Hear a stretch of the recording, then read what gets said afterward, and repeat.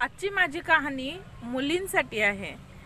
ज्या आई वडिलांना वाटतंय की मुलगी झाल्यानंतर काय काय आई वडिलांना दुःख होतंय. तर असंच एक जोडपं होतं, सत्य घटना आहे. आणि त्यांना लग्न झालं. लग्न झाल्यानंतर थोडे दिवसांनी मुलगी झाली, पहिली मुलगी झाली. तर सगळ्यांना काही वाटलं नाही की ठीक आहे, दुसऱ्यांदा मुलगा होईल. वडिलांना मुलगा हवा असतो, पण ते आपलं म्हणजे बोलून दाखवत नाहीत. ठीक आहे, दुसऱ्यांदा मुलगा होईल. दुसऱ्यांदा पण मुलगीच होते.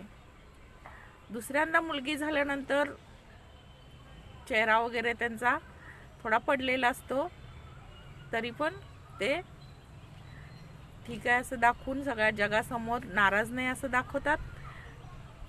परत तिसऱ्यांदा, तर तिसऱ्यांदा, चौथ्यांदा, पाचव्यांदा सुद्धा मुलगीच होते.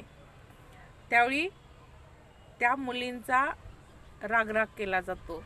नंतर नंतर ते सगळ्यांसमोर म्हणजे रागराग चिडचिड पूर्ण कुटुंबाची होते.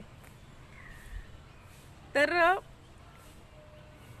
त्या मुली म्हणजे अशाच आता मुलगी झाली, चिडचिड झाली, ठीक आहे ना, अशाच कुटुंबात वाढत असतात.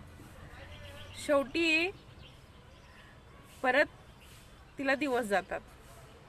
आणि ह्यावेळी मात्र त्यांनी सगळ्या देवाला, सगळीकडं जिथं जाईल तिथं मुलग्यासाठी नवस केलेलं असतं. खूप नवस वगैरे सगळं केलं. त्यानंतर मुलगा झाला. मुलगा झाला, खूप पेढे वाटले, सगळं हौस मौज.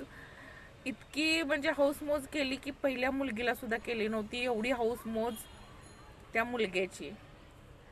सगळं काही त्या मुलग्याला.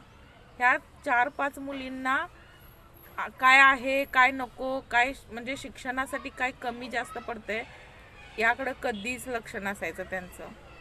फक्त मुलगा, मुलगा लाडाचा. मग तो शाळेत जातो, त्याचं नाव दीपक ठेवतात, कारण खूप वर्षांनी खूप दिवा लावलेला असतो, त्यामुळं दीपक नाव ठेवतात. झालं असं सगळं होत होत तो मुलगा मोठा होत असतो. 12वी झाला. 12वी झाल्यानंतर त्याला सायकल घेऊन दिली. म्हणजे जे मुलींना नाही ते सगळं त्या मुलग्याला दिलं.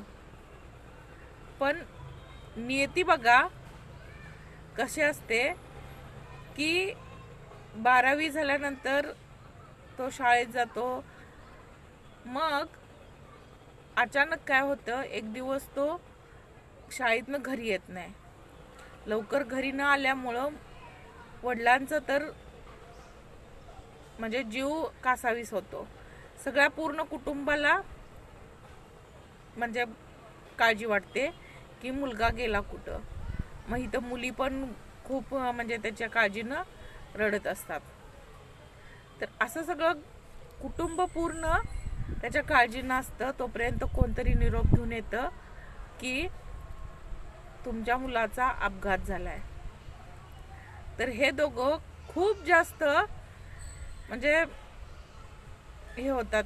इतका लाडाचा एकुलता एक मुलगा, इतकं जपलेलं, त्याला अपघात झाला म्हटल्यानंतर हे नवरा बायको दोघं जण खूप मोठ्या धक्का बसतो त्यांना. तर ह्या मुली त्या दोघांना, सगळ्या मुली दोघी मिळून 5 जणी मुली त्या दोघांना खूप सावरतात, खूप समजवतात. कोण त्यांचं म्हणजे अश्रू पुसलं, म्हणजे आईला पण जपलं, वडिलांना पण जपलं. त्यावेळी त्या वडिलांचे डोळे उघडले की मुलगा आणि मुलगी ह्यात मी फरक नको करायला पाहिजे होता. नियतीनं मुलगा दिला, पण तो माझ्यापासनं हिरावून घेतला. तर काय काय कुटुंब आज पण आहेत बरं का, आज पण आहेत ज्यांना वंशाला दिवा हवाच असतो. पण वंशाचे दिवे आजकाल काय दिवे लावा लागल्यात हे पण जरा उघड्या डोळ्यांनी बघा. तर तुम्हाला माझी कथा कशी वाटली सांगा.